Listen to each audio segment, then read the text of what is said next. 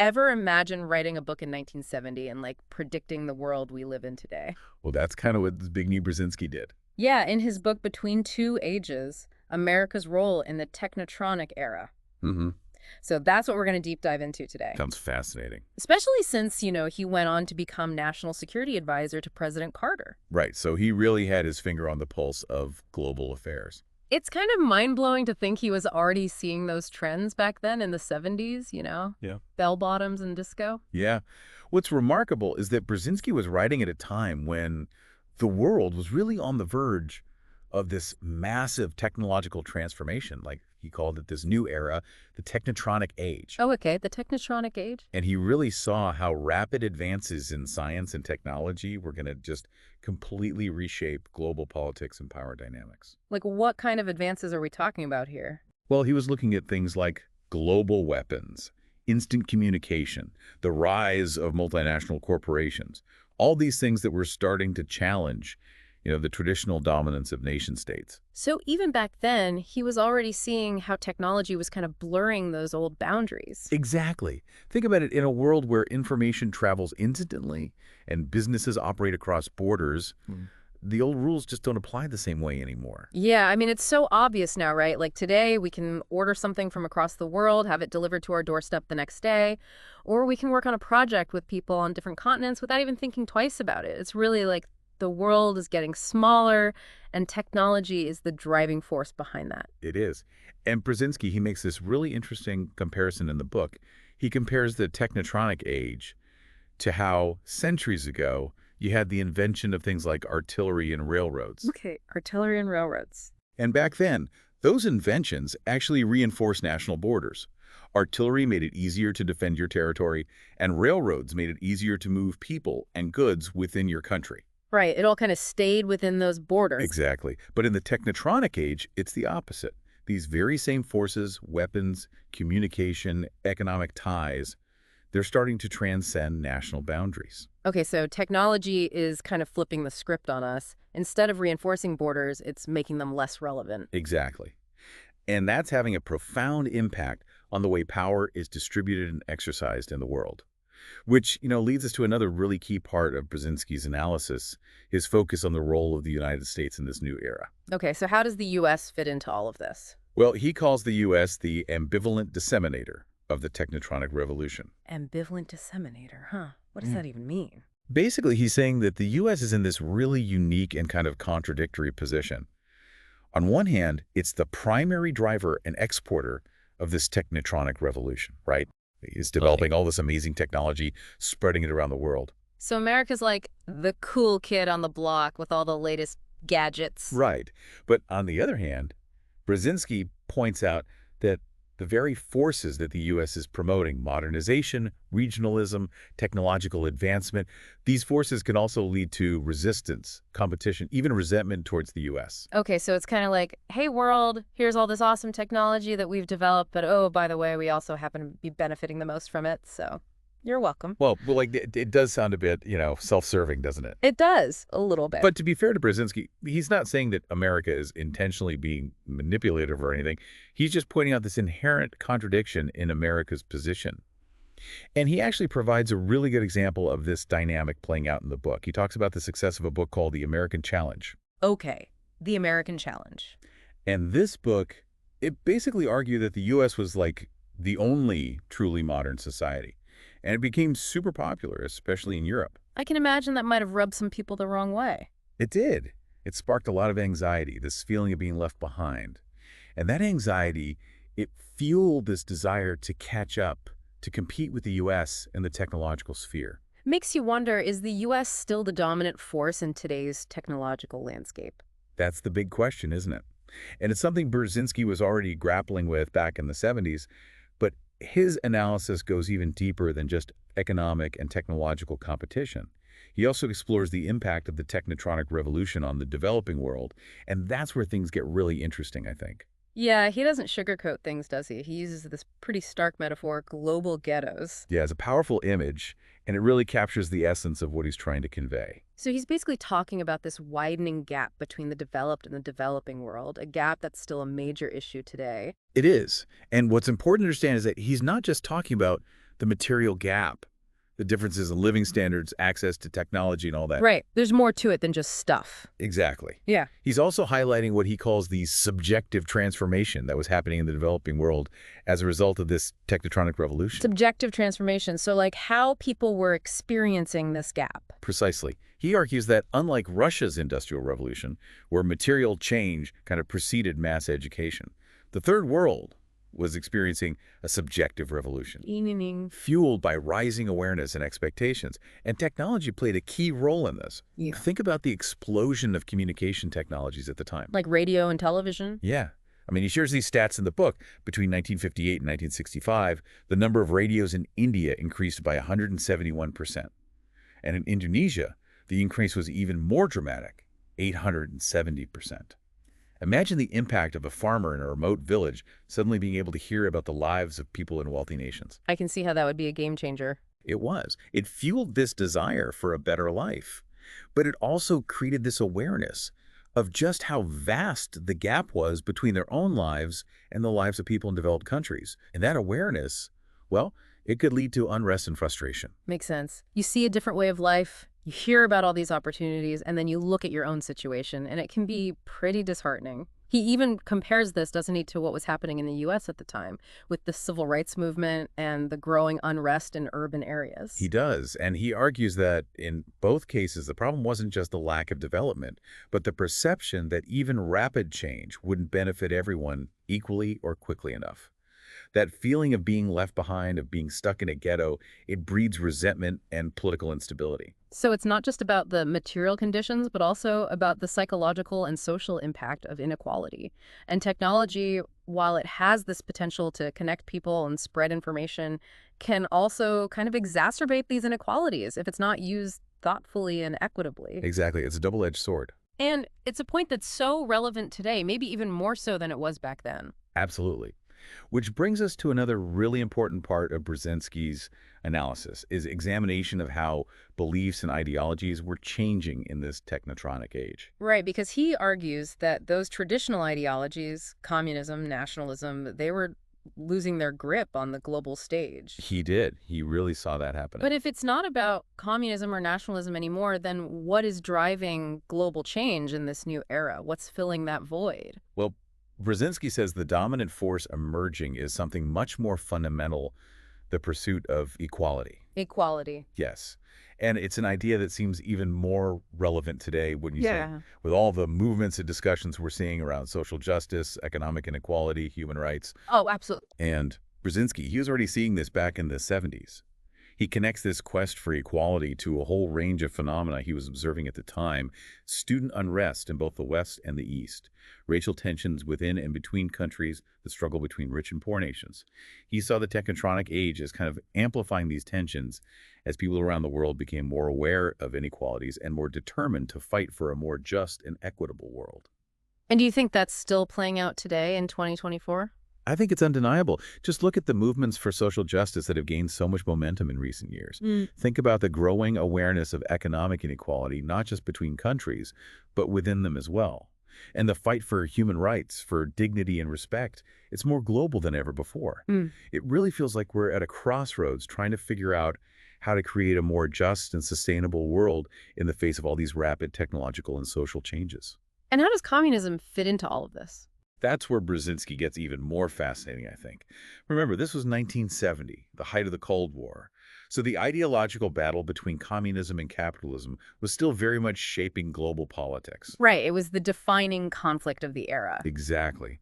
So it was really important for Brzezinski to examine how communism was grappling with these changes and how it might evolve in this new technotronic age. And he wasn't exactly optimistic about its future, was he? Well, he argued that communism as an ideology kind of came too early for true internationalism and too late for the industrialized West. Okay, so break that down for me. Too early and too late. Yeah, it's kind of a paradox. He felt that in the early 20th century, when communism was gaining momentum, the world just wasn't technologically advanced enough to support a truly global, interconnected system, like what we're seeing now with the Technetronic age. So they had the idea, but not the means to make it a reality. Right. Back then, nationalism was still too strong, communication was limited, and the world just wasn't ready for that level of international cooperation that communism, at least in theory, espoused. Okay, so that's the too early part. What about too late? Well, by the time the Technetronic age really emerged, the West had already developed its own systems of governance and its own model of economic and social progress. Communism's appeal, which was rooted in addressing the inequalities of industrial capitalism, just didn't resonate as strongly in societies that were already evolving towards a more equitable model. It's like they missed their window of opportunity. Yeah, it's like communism missed its moment, both on the global stage and in the developed world. But Brzezinski goes even deeper than that, doesn't he? He digs into the specific challenges facing the Soviet Union, the heart of the communist world, in this new technotronic age. He does. And his analysis of the Soviet Union is pretty nuanced. He starts by examining Stalinism. Ah, Stalinism. Yeah, it's a dark chapter, of course.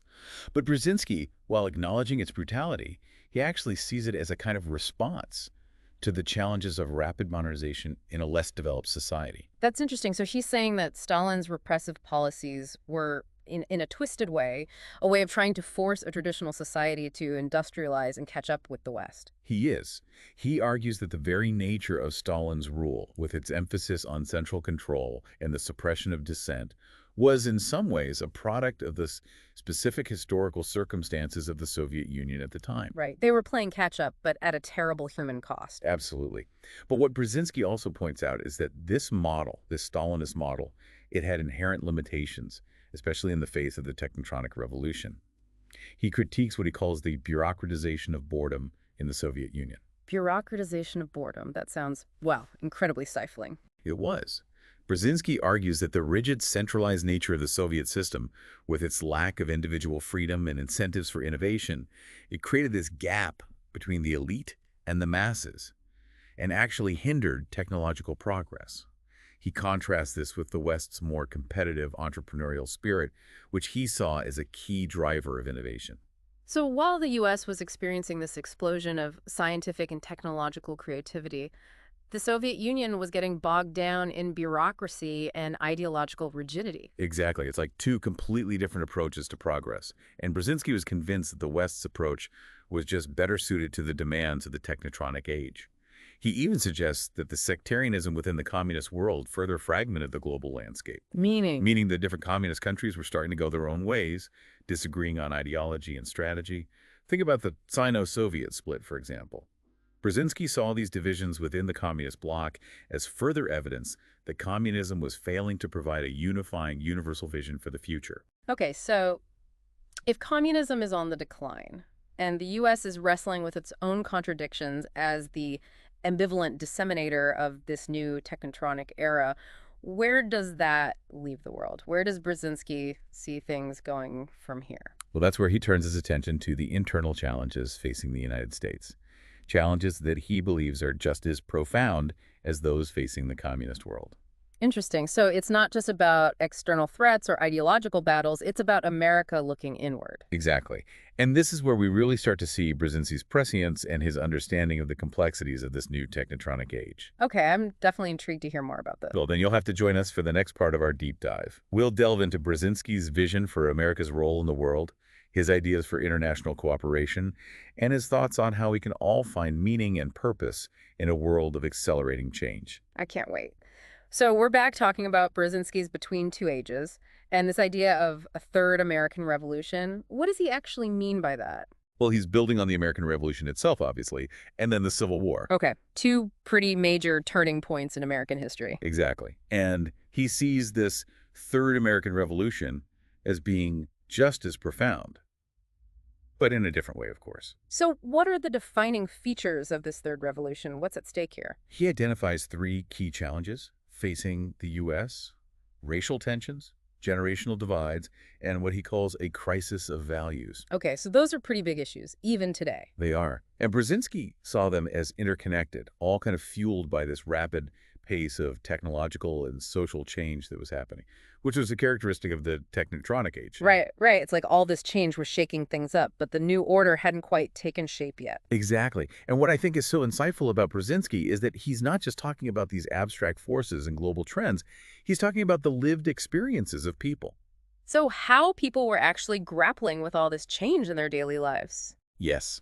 The challenges of adapting to a world that's changing faster than ever before. And he's challenging America to kind of look in the mirror, isn't he? He is, to confront its own flaws and contradictions, even as it's trying to navigate this new global order. Okay, so I'm curious, what does he actually propose? What does this new kind of American leadership look like in practice? Does Brzezinski give us a roadmap? He does offer some pretty concrete ideas. One of the key things he recommends is for the U.S. to shift away from this purely militaristic approach to foreign policy. Okay, so moving beyond that Cold War mentality. Exactly. You know, that tendency to view every global issue through the lens of potential military confrontation. Right, like if all you have is a hammer, everything looks like a nail. That's a great way to put it. Brzezinski is basically saying that the U.S. needs to develop a more nuanced set of tools. Okay, so what tools is he talking about? Well, he emphasizes diplomacy, economic development, cultural exchange, all of these things that can help build relationships and foster cooperation between nations. So it's about engaging with the world in a more holistic way. Right, not just relying on military might. Exactly.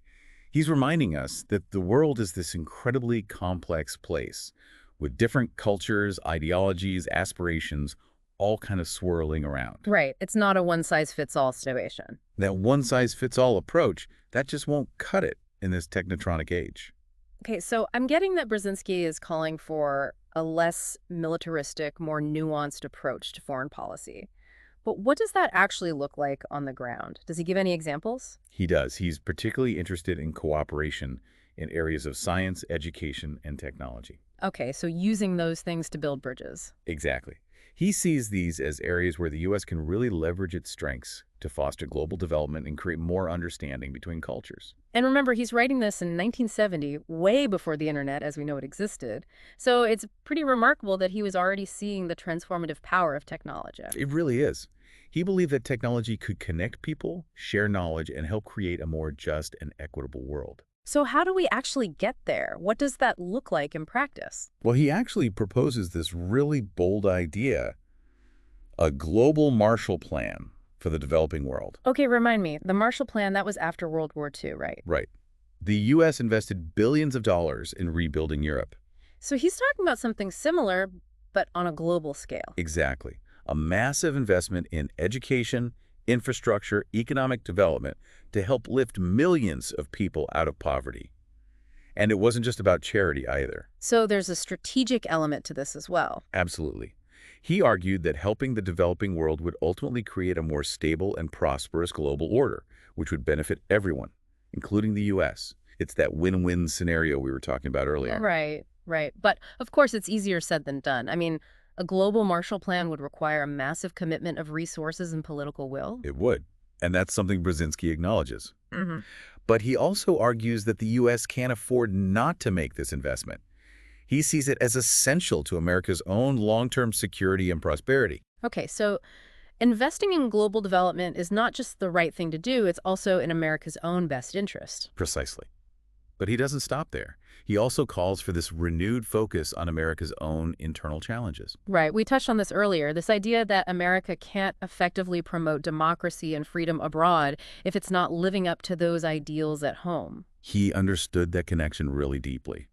A more just and equitable America would be a more powerful and credible advocate for its values and interests in the world. So how do we get there? What's the path to a more just and equitable America?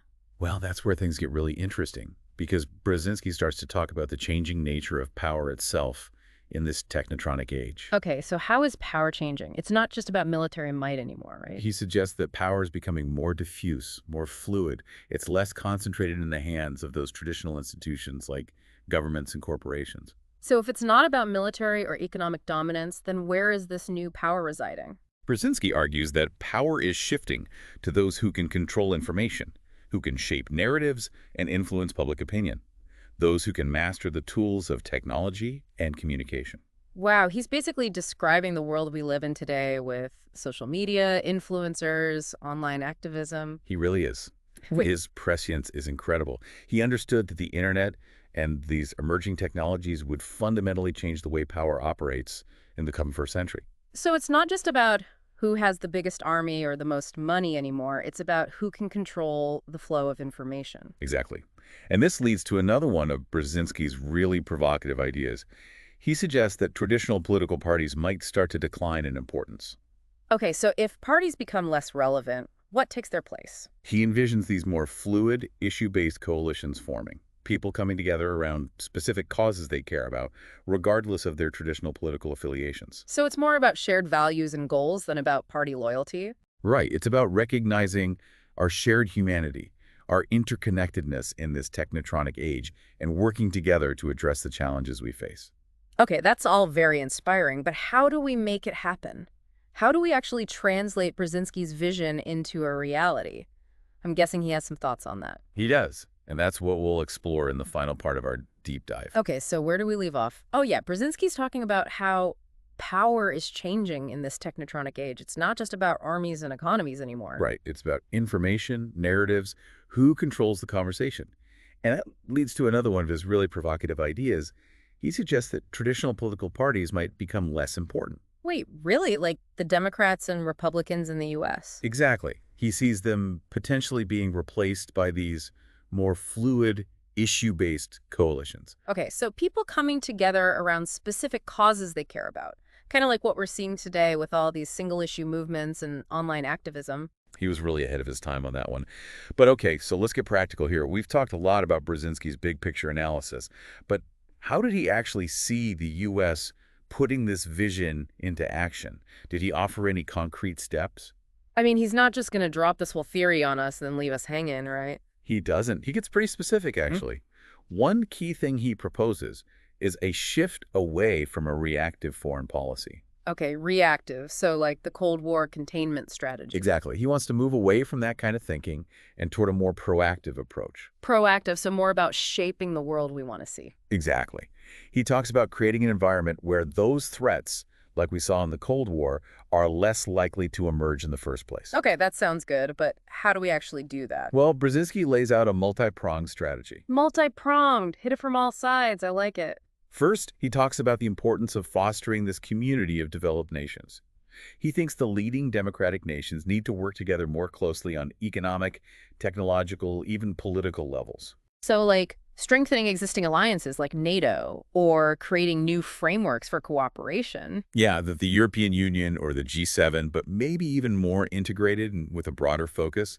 Then he also emphasizes championing global development. Ah, yes, his global Marshall Plan. Exactly. It's not just about charity, it's about strategic investment in a more stable and prosperous world.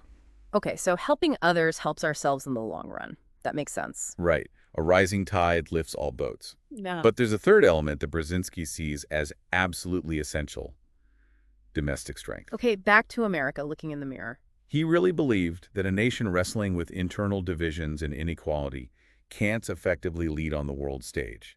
So addressing things like racial and economic injustice, that's not just a moral imperative. Right, it's about credibility, too. Exactly. He saw it as absolutely essential to bolstering American credibility and influence in the world. So walk the walk, don't just talk the talk. Well put.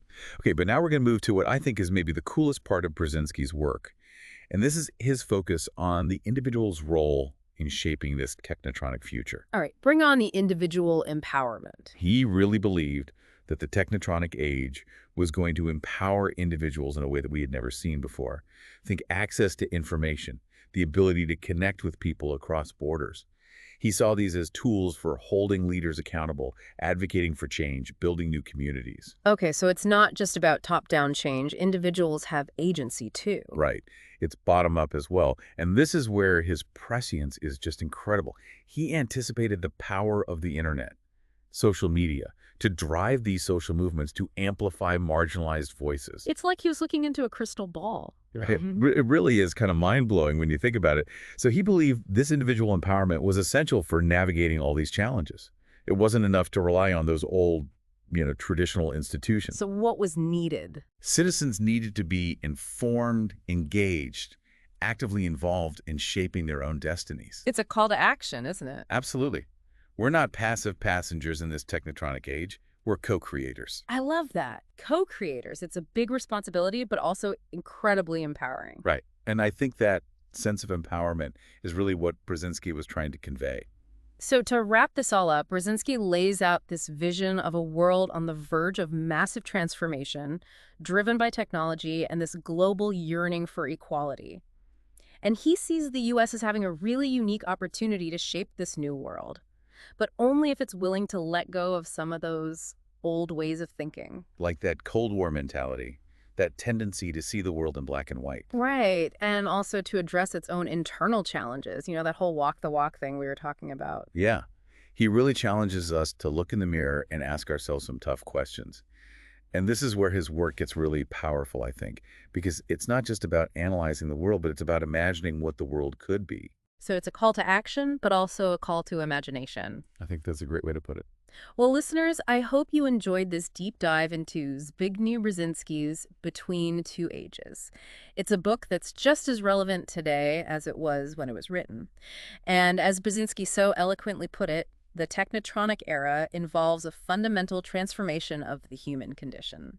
We're all part of this transformation, and it's really up to us to decide what kind of world we want to create. So what do you think, listeners?